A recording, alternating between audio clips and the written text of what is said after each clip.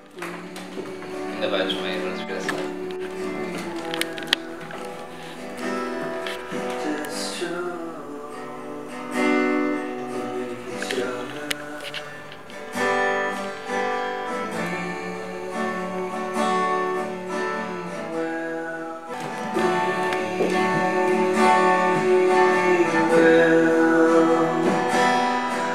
Acho que é melhor deixá-lo estar, que eu acho que ele está demasiado cansado.